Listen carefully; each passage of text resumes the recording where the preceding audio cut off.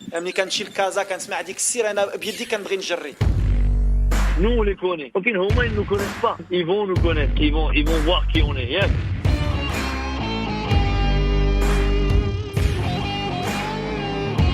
Vous écoutez Radio Ma'arif, le podcast marocain. قدموا واحد المقابله رغم المقابلات كثرت المقابلات الحمد لله قدمنا واحد المقابله. Fréquence Foot.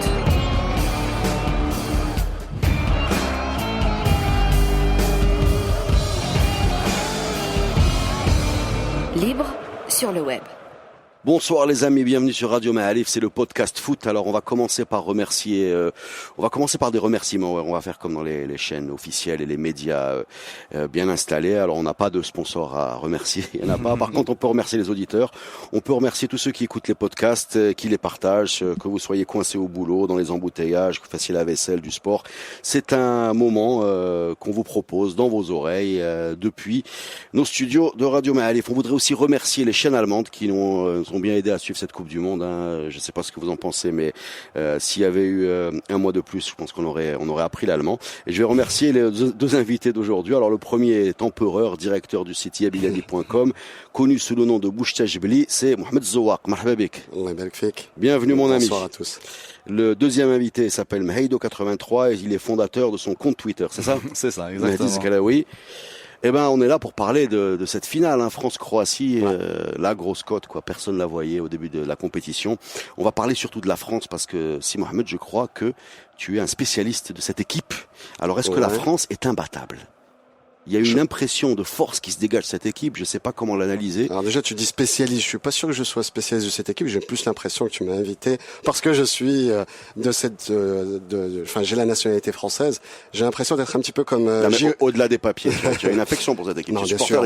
Je suis supporter de l'équipe de France. Je me rappelle de 98. J'étais étudiant à l'époque et on est un petit peu dans ce mood. On l'a vu sur les Champs-Élysées hier dans les images sur les chaînes télé. C'était assez impressionnant. On avait l'impression qu'ils avaient déjà gagné la finale. Bon, faut se calmer un petit peu. On est en finale, mais pas encore avec la coupe. Assez impressionnant. C'est une équipe qui est montée en puissance tout doucement, vraiment comme un diesel. Au début, d'ailleurs, il y a très peu de Français qui ont fait le voyage pour aller soutenir l'équipe, assez bizarrement, contrairement à d'autres équipes. Le Maroc, on a vu qu'il y avait beaucoup de supporters, mais je pense même l'Islande, on s'est retrouvé avec plus de supporters islandais que... Mais c'est des supporters qui partent au début, parce qu'ils savent que ça va pas rester. Ça va pas durer très longtemps. Non, mais les Français, j'ai l'impression qu'ils sont pas partis au début, ils sont pas non plus partis en huitième ou en quart. Il y avait pas beaucoup de... Il y avait le président... Il y avait le président en demi-finale. Oui. Bon, pour des raisons politiques, il voulait pas partir avant. Il avait boycotté, mais c'est vrai au début, on avait plutôt des inquiétudes, des appréhensions, beaucoup de critiques vis-à-vis de Deschamps. La qualité du jeu, moi je me rappelle des débats sur la qualité du jeu. La qualité du jeu déjà dans les matchs de préparation, c'est-à-dire que l'équipe de France, les commentateurs, les anciens joueurs, ils n'hésitaient pas à tailler les choix de Deschamps, la tactique, l'investissement des joueurs, à part certains qui bien sûr étaient au-dessus du lot. Et puis petit à petit, on a vu une montée en puissance. On a vu vraiment des talents émerger en équipe nationale. Peut-être qu'ils étaient bons dans leur club, mais surtout en équipe nationale. Tu penses à qui là? Alors bon, évidemment, beaucoup vont penser à Mbappé qui a vraiment explosé, mais pas que Mbappé. Il y a des gens beaucoup plus.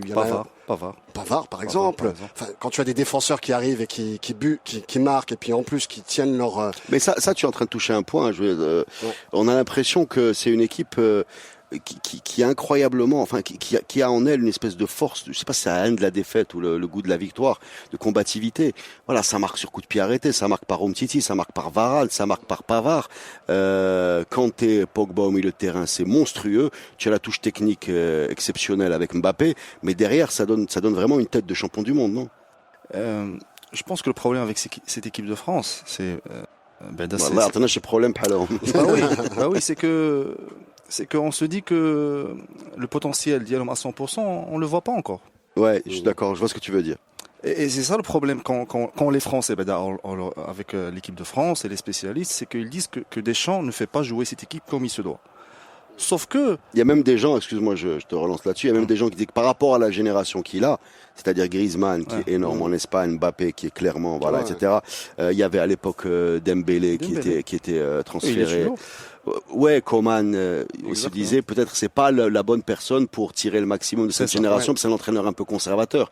Mais aujourd'hui, tout ça s'est rangé à la... Oui, sauf qu'en parallèle avec ça, c'est une équipe qui peut aligner en milieu Kanté, Matuidi, Pogba. Ouais, ça c'est le mur de... Waouh. Et il n'y a pas mieux que Deschamps pour gérer ça. Effectivement. Ça ressemble d'ailleurs, pour revenir sur 98, au mur... Exactement. Carambeu, Petit et Deschamps. Donc c'est un peu ce qui est bizarre dans cette équipe.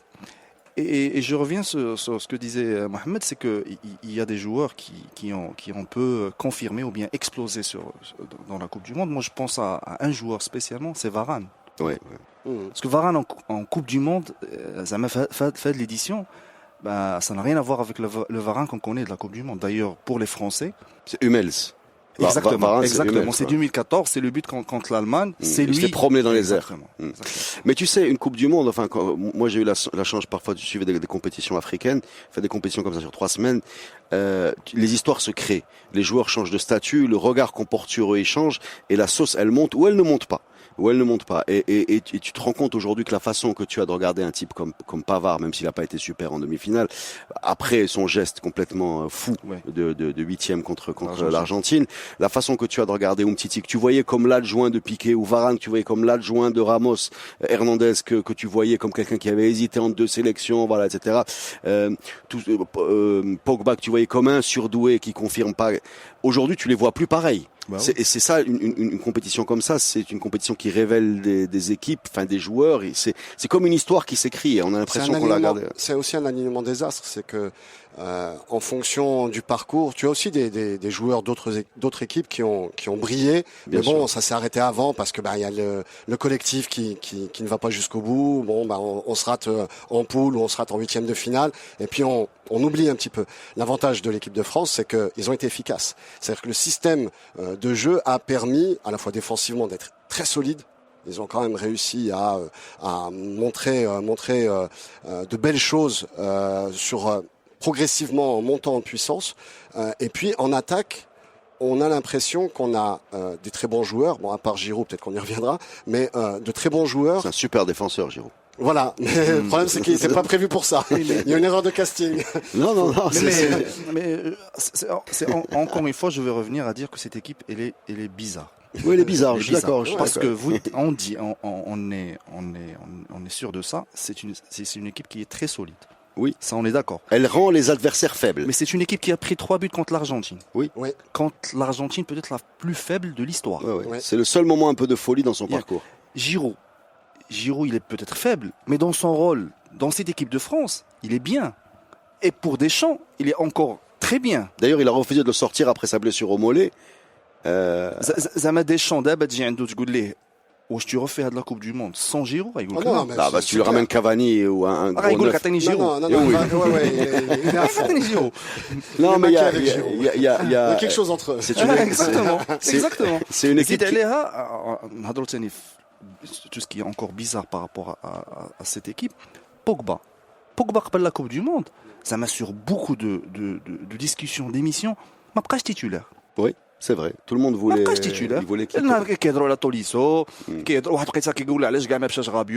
c'est vrai. Pogba d'abord il est titulaire. Non, mais ce que tu dis, je peux le copier-coller sur le cas de Lloris, qui a pas fait une super saison à Tottenham, qui a fait quelques boulettes dans l'année, et qui a changé complètement et cette capacité moi je pense que c'est vraiment Deschamps, cette capacité à se surpasser au moment clé, avec un peu l'expérience du 2014 où il s'arrête en quart, 2016 c'est une grosse déception. Bon, maintenant il reste un match, mais sincèrement on voit quand même cette équipe énorme. En fait, même si, encore une fois, je suis d'accord avec Mehdi, j'arrive pas à déterminer son style. Elle s'adapte à l'adversaire, elle le rend faible, elle te casse le jeu d'en face. Il y a quelque chose de Mourinho un peu là-dedans aussi, dans sa façon, pas de jouer défensif, mais de casser ce qui se passe en face. Et elle rend tous les joueurs en face quelconques. Voilà. Oui, il y a une autre chose, peut-être ce qui est encore sûr avec cette équipe, c'est que le groupe vit très bien.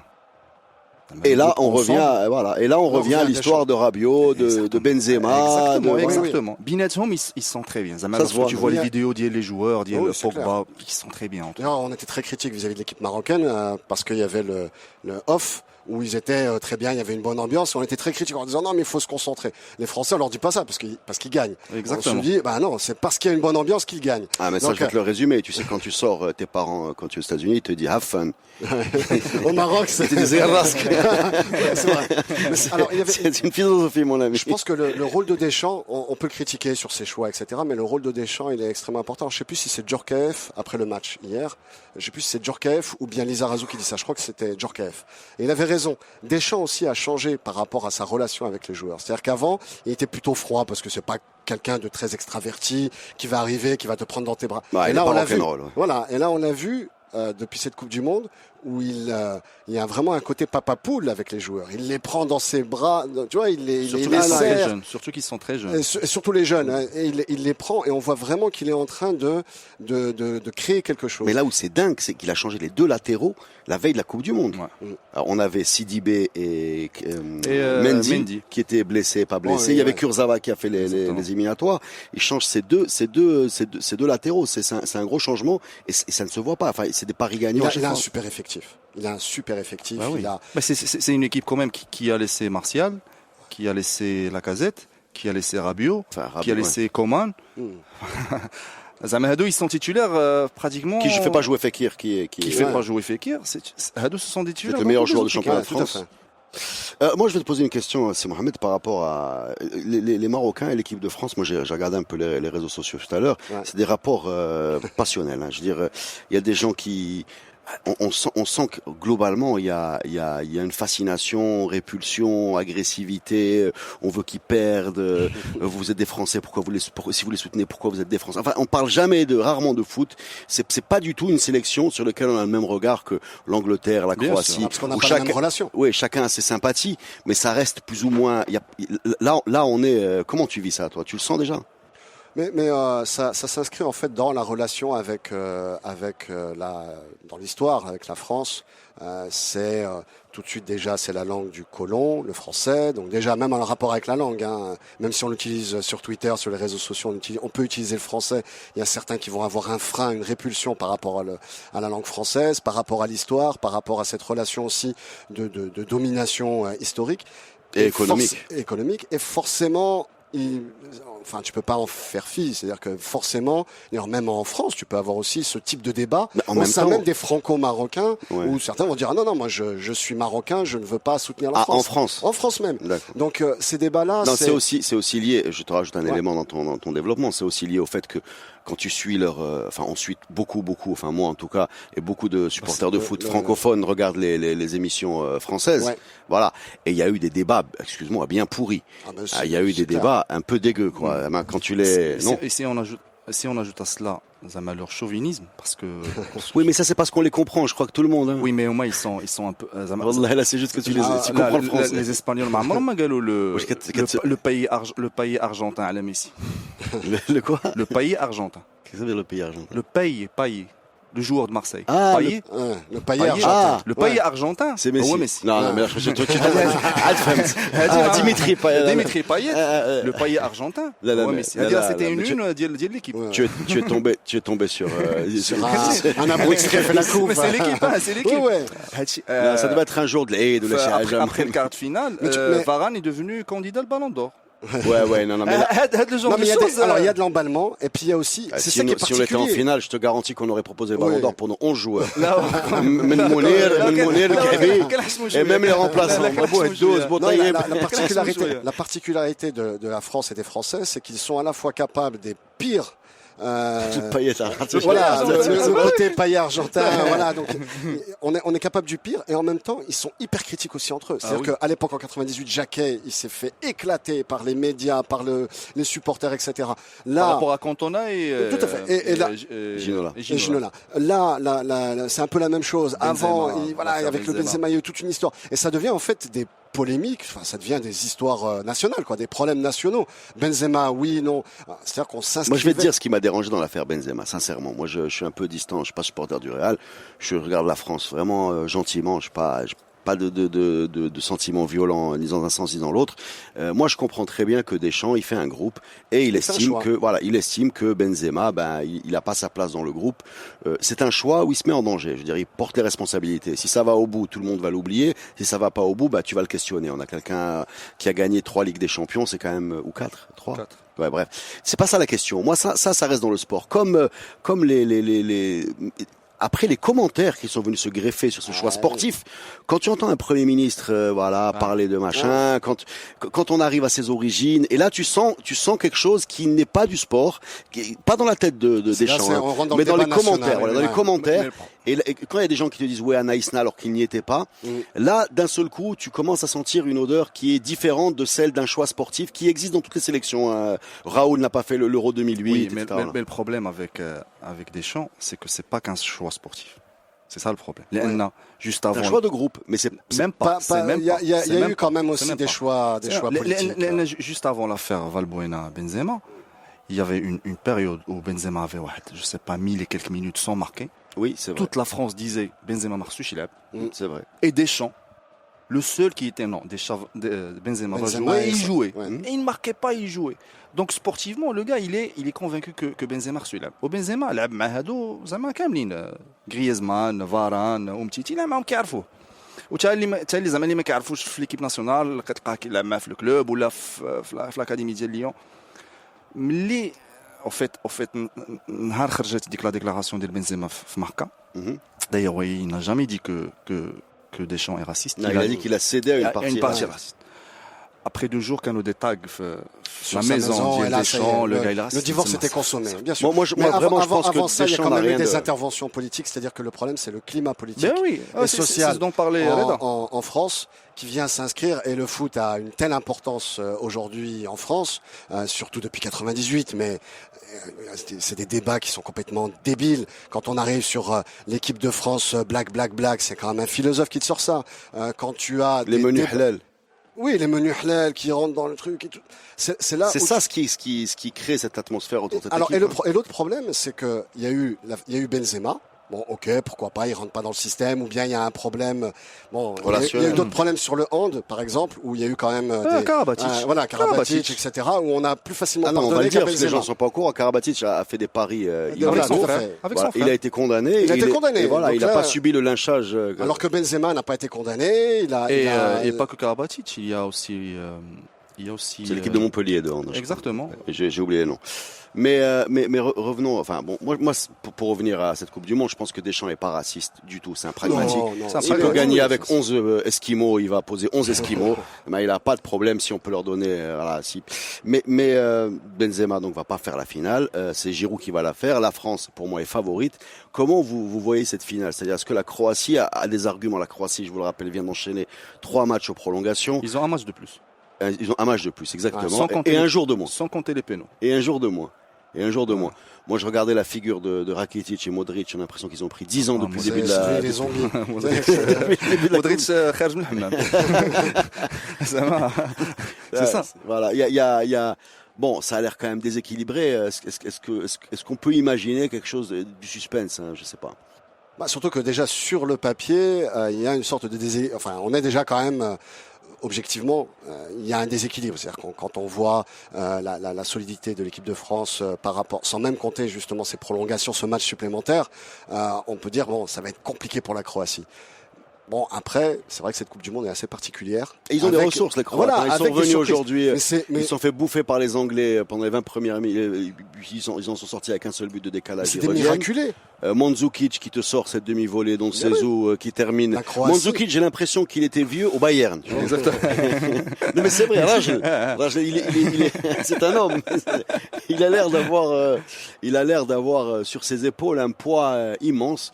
Et je sais pas, ils nous ont surpris. Ils sont venus contre les Russes, ils sont venus contre les Anglais. Il y a quelque chose dans cette équipe un peu de survivants. Je sais pas. Est-ce que ça peut vous faire penser que c'est possible? Bien sûr que c'est possible. La France, la France, elle est favorite. Ouais, elle est favorite. Ouais. Ils seront dans une situation. C'est à eux de faire le jeu. Je pense pas que la Croatie physiquement va pouvoir faire le jeu. j'imagine qu'ils vont les attendre. Ils vont être 11 quand même, les Croates. Ah ouais, oui.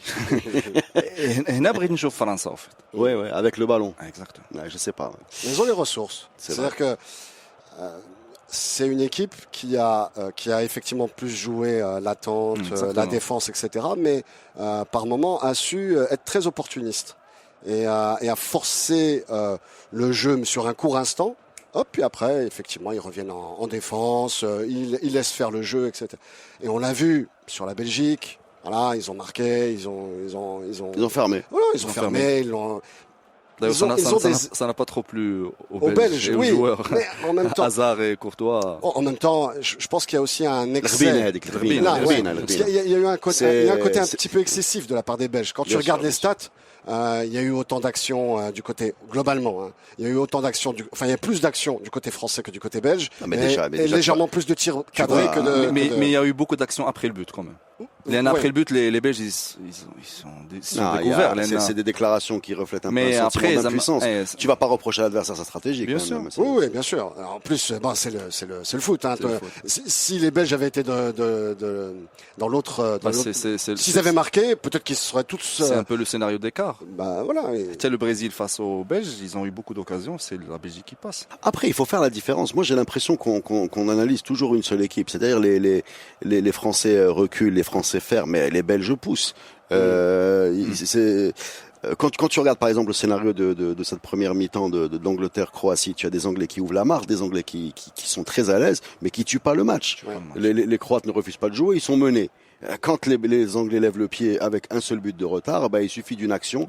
Voilà, tu n'as pas besoin de produire beaucoup de jeux pour marquer dans cette Coupe du Monde. Hein. Tu n'as pas besoin d'avoir 20 occasions, 20 situations dangereuses, 5 occasions, de 3 tirs, un but. Non, il en suffit de 1 et c'est ce qu'on voit. Surtout la grosse différence entre l'Angleterre et la France, c'est que l'Angleterre, ils ont raté des choses. Enfin, on avait l'impression qu'ils dormaient, quoi, d'une certaine manière.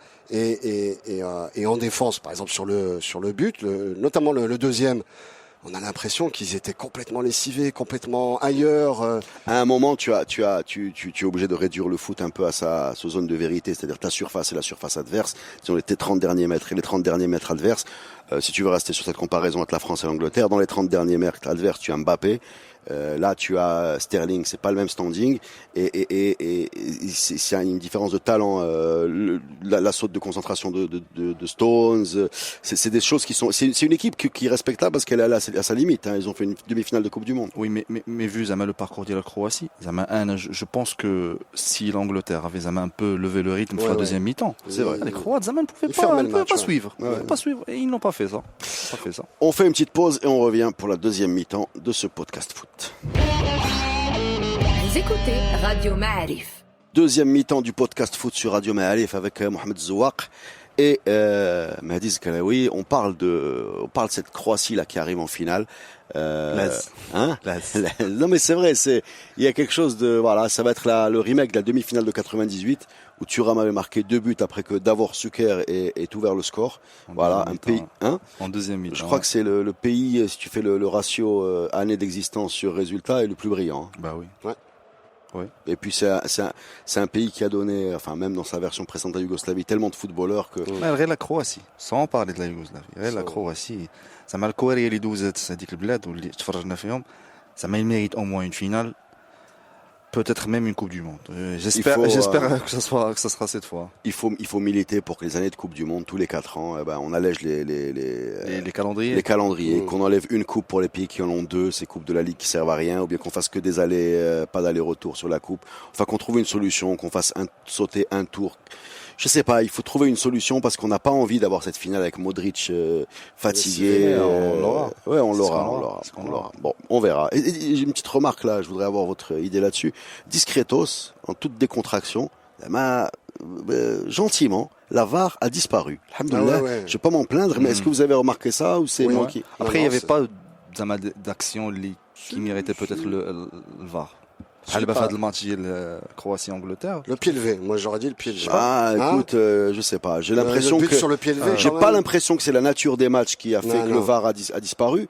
J'ai l'impression parce que le VAR à un moment il s'imposait. C'est-à-dire que là après le but, Perisic, ouais. Il y a un pied haut. Bon, pour moi, le but il est valable, mais tu aurais pu très bien avoir la scène débile avec tout le monde qui fait des carrés qui fait des carrés en l'air. Ils ont levé la main d'ailleurs. Ils ont reculé. Mais ça a été vite plié.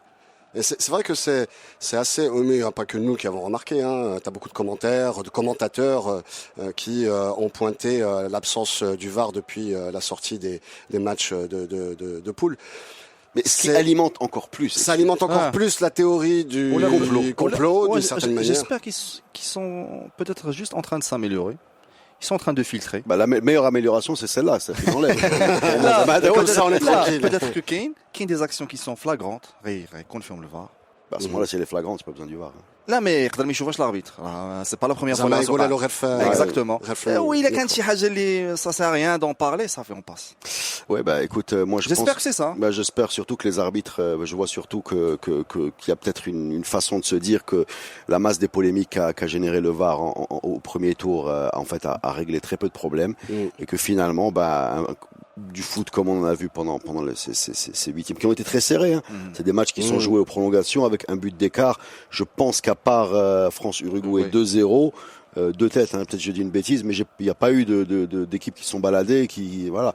Donc des matchs très serrés avec forcément des situations litigieuses. Je pense qu'on a débranché le truc gentiment, qu'on l'a gardé pour pas se désavouer en public, ce qui alimente encore la théorie c'était réservé pour les petits pays, les tiers-mondistes. Les tiers-mondistes. Ouais, on va changer complètement de monde, les amis, parce que le foot continue en dehors de la Coupe du Monde et je voulais avoir votre réaction sur cet incroyable transfert de Cristiano Ronaldo à la Juve. J'ai devant moi Mehdi Zkelaoui qui est un grand supporter du Real. Dis-moi, mon ami, qui fait la bonne affaire dans cette affaire? Est-ce que c'est Ronaldo, la Juve ou le Real ou tout le monde? C'est pas évident de le dire. C'est pas évident du tout de le dire. D'ailleurs, j'ai lu plusieurs articles Lyoma ou le Bar. Il y a beaucoup d'avis. Je vais parler d'un point de vue d'un supporter de Real.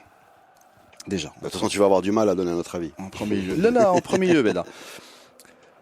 Je crois vraiment que Allah يجعل شي بركة مع Cristiano Ronaldo. 9 ans. Ouais, c'est bien. Palmarès incroyable. À haut niveau. Et je suis sûr que des joueurs pareils qui sont très rares ou très rarement qui passent 9 ans dans un club, ça met le départ d'hier, mais il est toujours difficile. Je préfère qu'il part باقي داك لو دوت ديالو واش باقي في لو نيفو ولا ما باقي في النيفو même pas بعزو باقي هذاك لو بتي دوت كو يمشي ابري اون سيزون اللي مريح في البونتوش وهو باغي يلعب والونترينور كيقول راه ما خصوش يلعب ولكن راه سي دوز معنا 10 ans ودا معنا 5 ليغ دي شامبيون ولا 6 ولا واش. Ce que tu veux dire c'est qu'il a une personnalité qui va pas le laisser décliner sans créer de problème. Exactement. C'est ça. De toute façon un joueur pareil il décline pas sans créer de problème. Exactement. Ça de 1. De 2 je me dis que si le départ de Ronaldo allait entre 2012, 2013, 2014, ça aurait été catastrophique pour Madrid. Il y a dit que la période, Madrid c'était Ronaldo. D'abord, son rôle il est beaucoup plus un avant-centre, un finisseur qui peut te sortir des éclats un match et qui peut disparaître par la finale de la Ligue des Champions. Donc je me dis donc que pour toi en résumé le Real fait bien de le vendre. Surtout là, qu'il le prix. D'accord. 105 pour un joueur actuel, fait le marché, je pense que entre guillemets Saïdo fait le prix. Mais moi je vais te dire un truc, moi il m'a un jour 2 ou 3 fois j'ai lu des contrats de joueurs professionnels, le chiffre qu'on donne aux gens c'est un chiffre qu'on veut donner aux gens. Il y a tellement de bonus, de faux bonus, de primes cachées, pas tant que ça. Le contrat de Bale, les canaliers. 5 ans après. Donc aujourd'hui on commence. On met 5 ans après. Rapidement il y a qu'un صداع واش هو اللي ولا رونالدو ولا هادي donc qui est le prix. Aucun tani Juventus. Si le joueur va aller mettre 50 buts.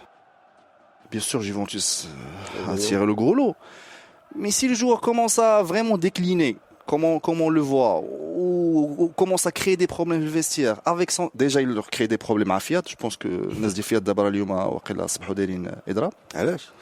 لأن apparemment ils ont calculé 30 millions اللي غادي يعطيو لرونالدو. Les ouvriers de Fiat. Ça leur fait une augmentation de 200 €. Alors que ça fait 10 ans qu'il y a des augmentations, c'est la violence du capitalisme footballistique. D'accord, c'est on une peut information qui m'avait échappé. pas- donc on peut pas. Mais moi, je vais te parler de la Juve. Après, d'un d'abord. autre côté, Moi, je sais pas si la Juve a fait une si bonne affaire.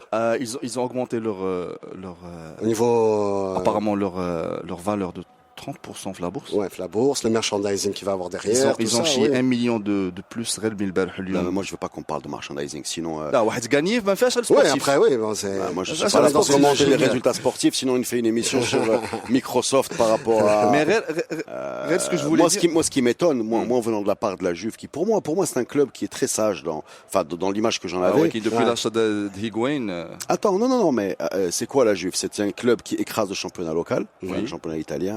Depuis, dernièrement. Je crois que c'est 8 titres ou 7 titres.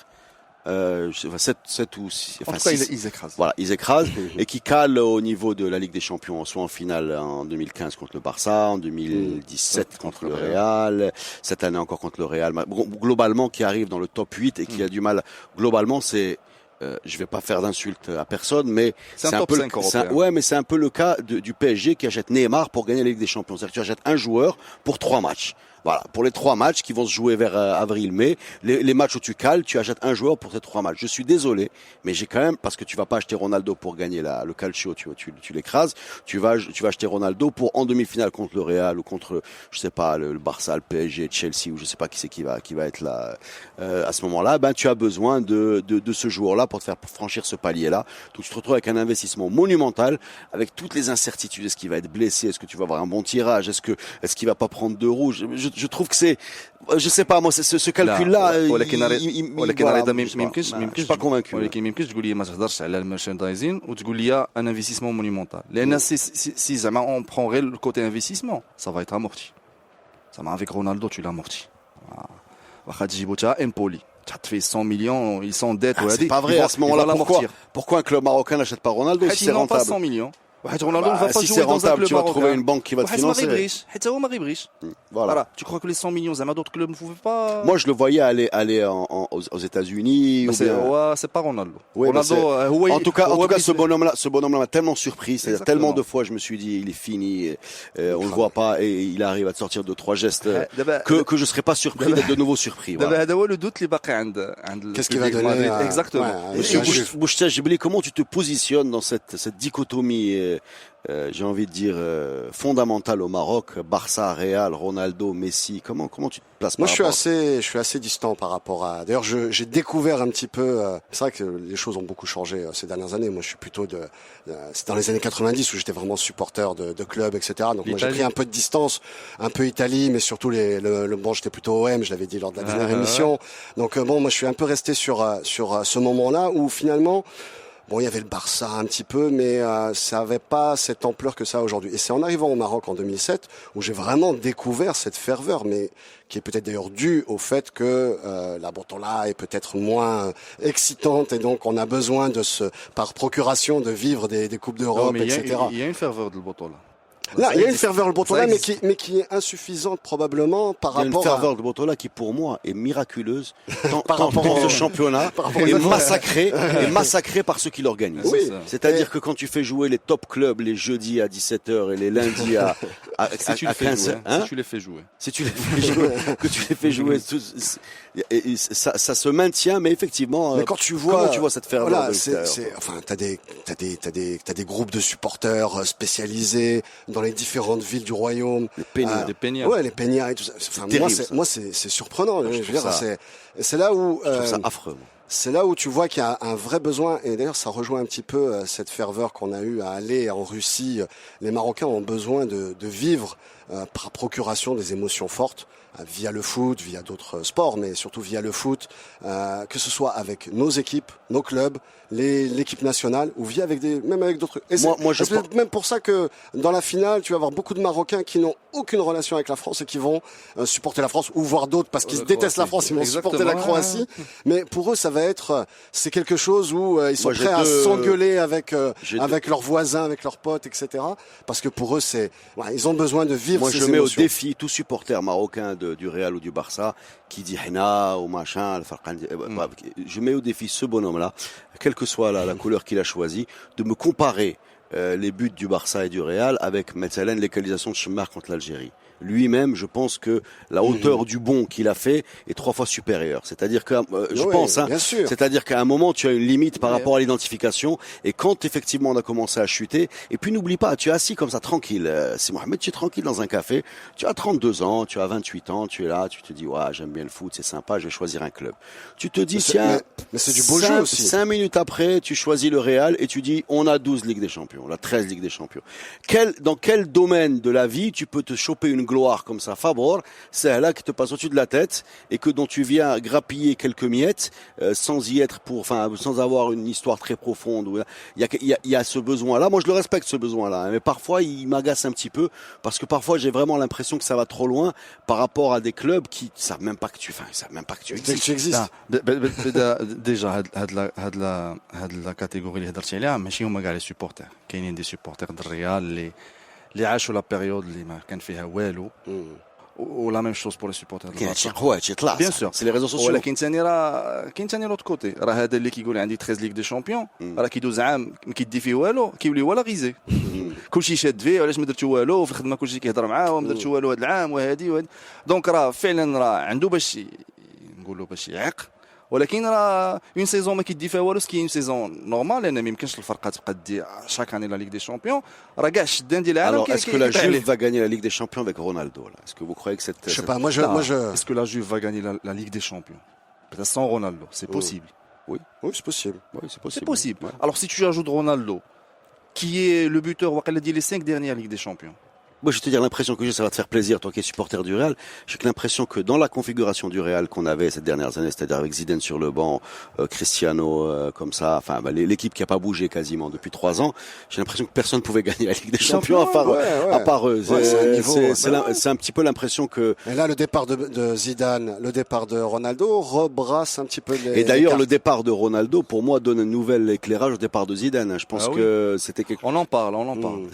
Après, on n'est pas sûr, mais c'est vrai que beaucoup de monde en parle. Il avait pas. Peut-être que le problème bin Zidane ou Florentino, c'est que Florentino قال شحال هذه Zidane Ronaldo il va partir là. Et donc le gars n'imagine pas son équipe sans Ronaldo. Il a préféré y aller. Bon, Ronaldo sera pas en finale de la Coupe du Monde. Ça sera Giroud et Mandzukic en finale de la Coupe du Monde. Voilà, ça sera. Il y aura pas de Messi, il y aura Modric et il y aura N'Golo Kanté.